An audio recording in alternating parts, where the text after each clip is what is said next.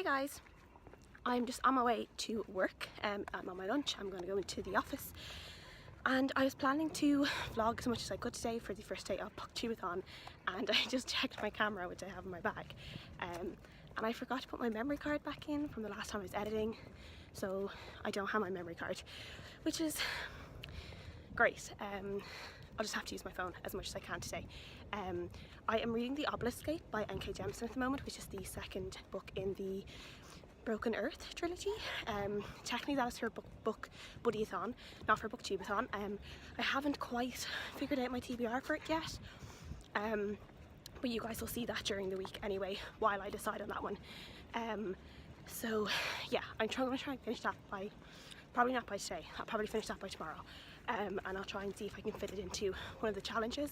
If not, it can just go into the read 7 books challenge. I'm not mad about the challenges at BookTubeAthon this year, to be honest.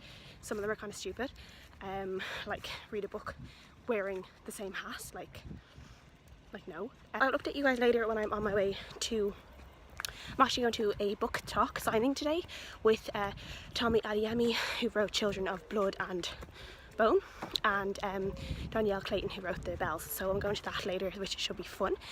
So that is at 6. I'm finished work at 4, so I'm going to go to the gym and be good, and then I'm going to go and get my book fun in after that. So yeah, I will be vlogging that, and I'll hopefully be able to vlog as much as I can on my camera or my phone before it dies, because my phone battery is really bad at the moment.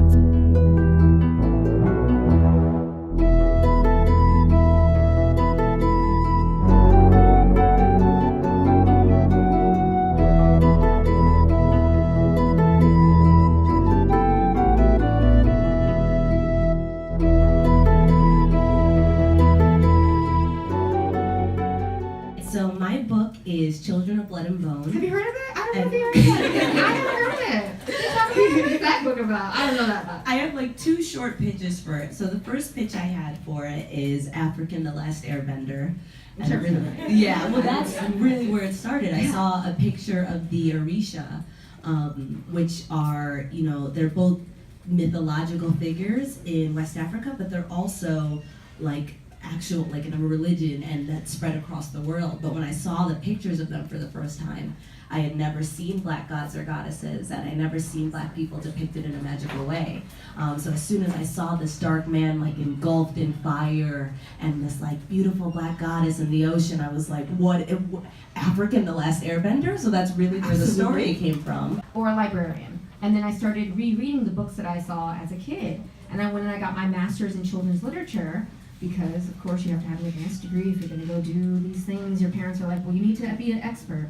And I realized that there were so many missing kids. And I was forced to take a writing class. And this is when I was in my early 20s. And I was like, oh, this is hard. I don't like writing. This is difficult. I mean, I could do it, but I realized that I needed to write for the kid that I was and for the little kids that were coming behind me and the kid that I'm not. I need all girls to be holding this book and seeing girls who look like me in these powerful positions as heroes, and also I need the little girl who looks like me to see themselves. Yeah. So I came to writing late as sort of my fallback career. Is that girls are like, this is almost too real. It's terrifying. And the boys are like, this isn't real. What is this? This can't possibly be how people think of themselves. They literally don't understand. And when they think of self-improvement, so I do this sort of talk and make them tell me who are sort of the most attractive people in 2018, and literally what body parts do they have that make them attractive, and then what personality traits do they have. And then the boys will always put more value on money, height, and funny. Someone being funny or clever, right? And the girls, they'll give me the parts. They'll give me the measurements down to the T.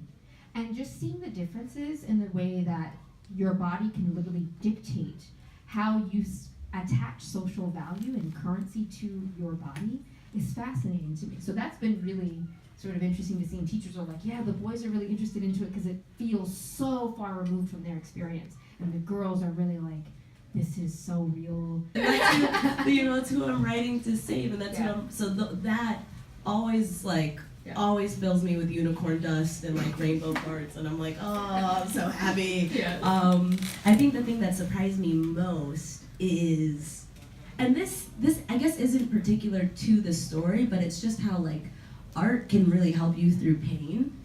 And I knew, you know, some things I expected. Like I heard from, there was a shooting of an unarmed, it sounds silly to say unarmed teenager, especially in a different country. But there was this boy in Pittsburgh named Antoine Rose who was shot and killed by the cops, really for no reason. And I heard from a teacher in Pittsburgh, I think, and he said, you know, he taught at a school, he had a lot of black boys that he taught, and he said like, when that happened, he was so empty and so hopeless, and he just felt trapped in the dark, and he said Children of Blood and Bone was the first thing that like gave him hope again. And that meant a lot to me, and that was kind of the thing I expected. But with, you know, there was one girl who had sickle cell anemia, which it's a disease that comes with a lot of chronic pain. And I have personal, like I almost had the disease. I don't have it, but my aunt has it, my cousin has it, so I've seen it. And she said she was in this bout of pain, and she was like, it was 15 hours straight, and I was in the hospital, and she was like, your book was the only thing that got me through it. And then she was crying, and I was crying, and I'm like,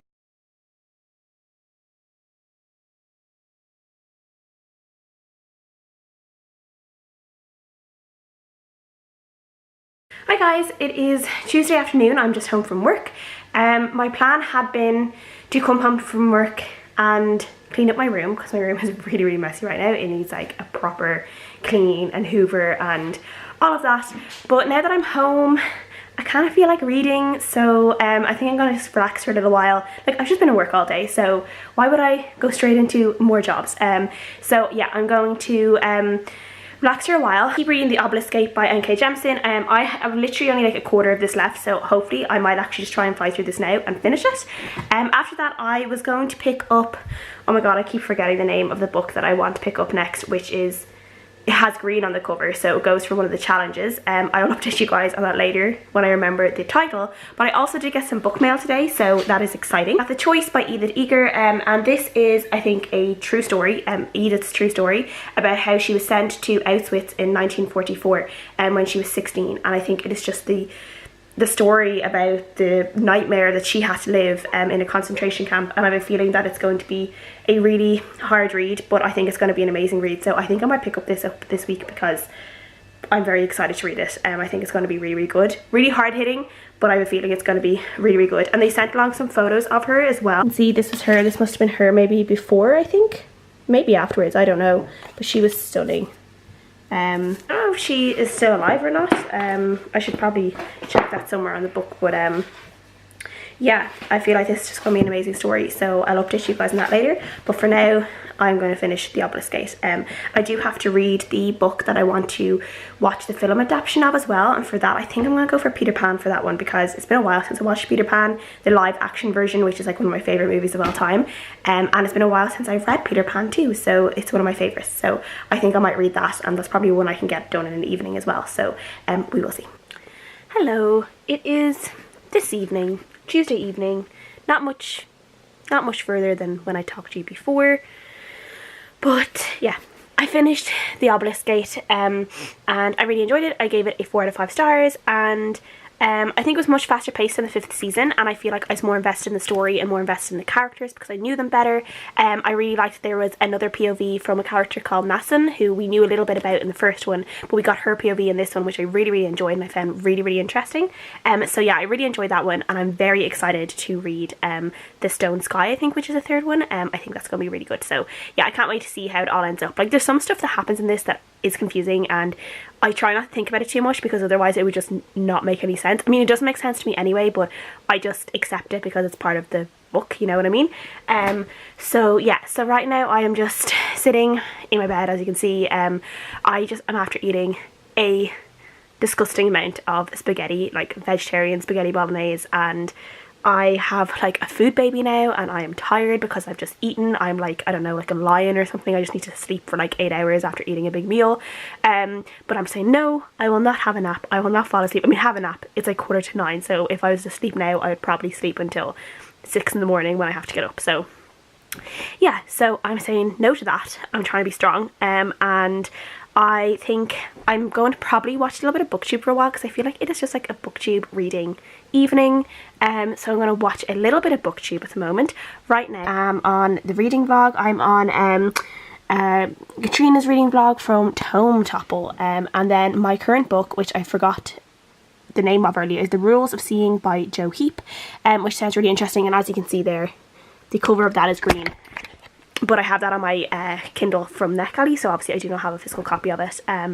So yeah, this is kind of interesting. I think it's about a 32-year-old woman who works for the Metropolitan Police, and she can tell when someone is lying just from the sound of their voice, but she actually can't see. She's blind. She was born blind. And then somehow I think her brother convinces her to have an operation to restore her sight.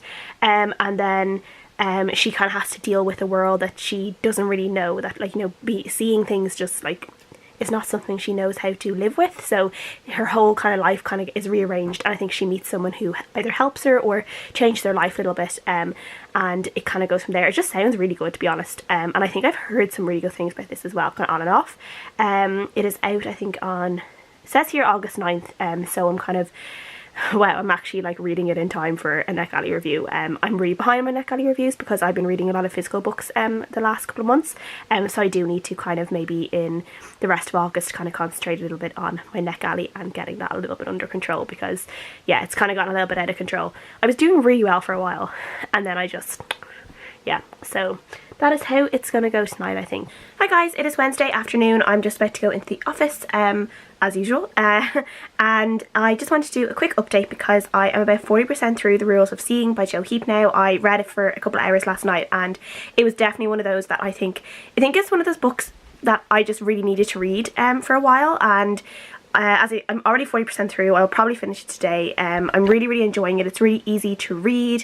It has loads of like really good rep in it for anxiety, and I don't think its own voices, I'm not sure if its own voices with like the anxiety bit. I don't think its own voices in terms of like blindness and kind of disability in that way, but I'm really enjoying just the characters' struggles and seeing how they have to like really struggle through both kind of a new kind of blindness that you don't really think about. Like there's so much stuff in this about the character who is blind and getting her eyes fixed, and it's like a whole new way of learning, and you don't really think about how much someone has to learn when they can suddenly see, and when they haven't been able to see before, all the things they have to learn. And it really made me think, and yeah, I'm just really enjoying this story. I think it's